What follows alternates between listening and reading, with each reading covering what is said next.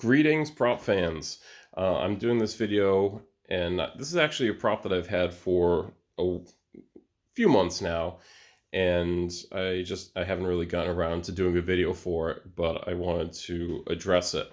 So, as a lot of you know who have been longtime watchers of my ridiculous little videos, I have a good friend of mine who goes by Halliwax on the RPF, and he has since kind of started a business that began with doing replicas of the V2. He would do the finish work on it.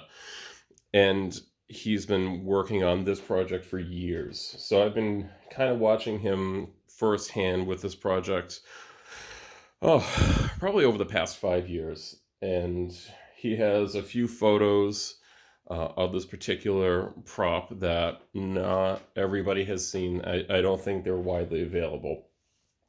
But he calls this the Alec Guinness Legend Edition lightsaber. So this is the stunt lightsaber, or his replica of the stunt lightsaber used by Alec Guinness for the filming of Star Wars. And it is motorized just like the original ones. I won't go too much into the history of it, but for anybody who's familiar with the production of Star Wars, you'll know that the lightsabers started off as having a motor inside of them, and it has this blade that was attached with a reflective material, and then the light would shine on it, and that would end up making the lightsaber blade. And eventually they ended up replacing that with just rotoscope blades onto lightsabers, but you can still see them in shots of A New Hope.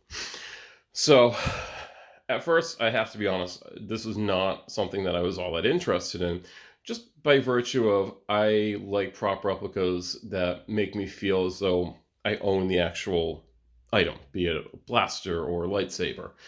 Whereas this one is very much about the production of the film. So I wasn't all that interested, but then I saw his, and I was like, dude, I need that in my life. So he's like, okay, let's do this. And I will say there's a ton of time and effort that goes into it. I was able to see a lot of the machining that he does. It definitely takes a long time. So this is not a cheap replica, but bless his heart, we made it through. It's based off of the Anakin Starkiller builder's kit. So it can be converted to either like a V2 or a V3. And so in this case, it has the V2 profile. Couple interesting things about this one is, so the one that he made actually has a functioning battery pack, I believe, but I wanted the battery inside. So this wire here is actually just for show. Eventually he's gonna 3D print like a battery pack for me, again, just for display purposes. So it has a 9-volt battery inside of here. And he kind of hated me for that. He said that he's not going to do any more 9-volt options just because of how intense they are and how sensitive the setup is. So I think he planned on doing some more of these, but apparently he's not going to be doing them as the 9-volt. So I guess I'm pretty lucky. What else? There's also inside the pommel. Now let me get this right. So also embedded in the pommel is a controller for the motor. So yeah, I wish I knew more about the actual construction of it. I didn't really have much of a hand in it. I did help him wrap the blade with the carbon fiber movie screen material, and that was a pain. We had to go through a couple iterations of that, just because it's really sort of a finicky product. But we were able to get it, and it has the pinstripe on it, which I had no idea why that pinstripe was there. And then he explained to me that's what gave the blade the flicker. So I said, oh, that makes so much sense. So, yeah, So right now we're just in the process of waiting for some custom plaques to be finished up. So I've been temporarily just displaying it near my Chewbacca bust back there that some of you probably have seen. Yeah, so that's kind of it. So I'm gonna try to demonstrate this a little bit. In overhead light like I have here, it doesn't work very well. You can just see that it's just sort of a plain gray blade. But when there's direct light hitting the blade, that's when it really comes alive. So I'm going to try to show you that as best as possible. So this just slides on over this nipple like that. All right, and I do have a tiny LED that I'm going to use. And as soon as that goes on, you'll see it really come to life. And there you go. And that is just with one LED hitting the blade. So once it hits it, it magnifies the light quite intensely. So you can see kind of no matter what angle you're at, it just absorbs that light.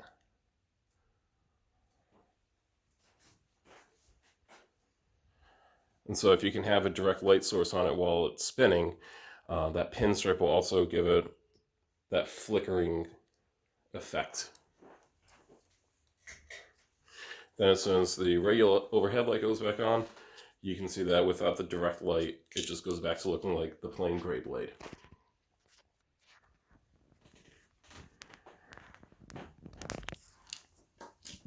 And again, it just slides on and off. Super easy. Barely an inconvenience. Look at that. And then the motor.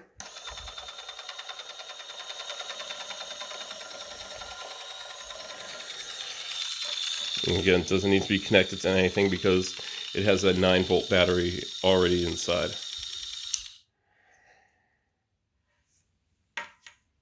So most of the parts, or all the parts on there, are replica parts. I just wanted to try to get something that was, at least the parts, pretty affordable. So I have Roy's bubble strip, Roman's clamp, and resistors. As I said before, this is Anakin Starkiller's V2, V3 builder kit. And I can't remember if this is the ring that came with the kit or if that's Roy's, but that's Roy's lever, of course, Roy Wanawanga. And I will have a link in the description for any of those shops for anybody who's not familiar with them. So yeah, that's it right now. But yeah, we'll see what else Halliwax has coming out of his basement builds. He did mention that he has sort of a huge metal project that's in the works. I've seen some peeks at it. He told me that I can't say any more about that, but I'm looking forward to the big reveal on that. Should be pretty exciting. And yeah, I think that about covers it. So if anybody has any questions, leave them in the comment section below. Thanks for watching.